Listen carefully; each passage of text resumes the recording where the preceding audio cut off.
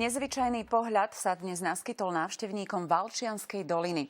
V tamojšom lyžiarskom stredisku sa stretlo 150 otužilcov. Väčšina z nich nielenže otestovala, aká je tam voda studená, ale mnohí vyskúšali aj miestnu zjazdovku, oblečení tak, ako sa na správnych otužilcov patrí.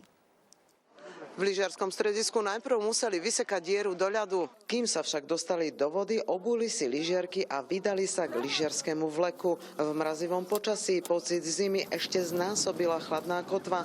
Len tak v plavkách sa vyviezli hore na svah. Lyže som prvýkrát skúšala, takže to je nové tento rok. Ale určite si ešte pôjdem zalyžovať. Je to čaro pre všetkých divákov. Ale pre nás je to tiež kúsok adrenalínu, treba skúsiť. Studená lyžovačka bola pre niektorých ešte studenšia nielen rýchlosťou, ale aj pádom.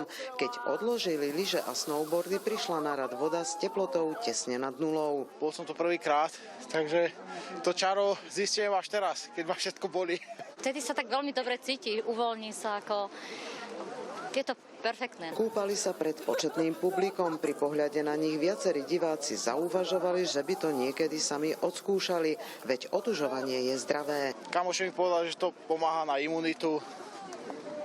Tak uvidíme, dúfam, že nebudem chorý. Otužilci z celého Slovenska vravia, že sa im vyhýbajú choroby a dnes sa im určite nevyhla dobrá nálada. A ešte nám aj slniečko vyšlo, aby nás pozdravilo. Partia 150 plavcov, všetko vynikajúci, pretože nemal som žiadnu robotu. Z Valčianskej doliny Iveta Marešová, televízia Joj.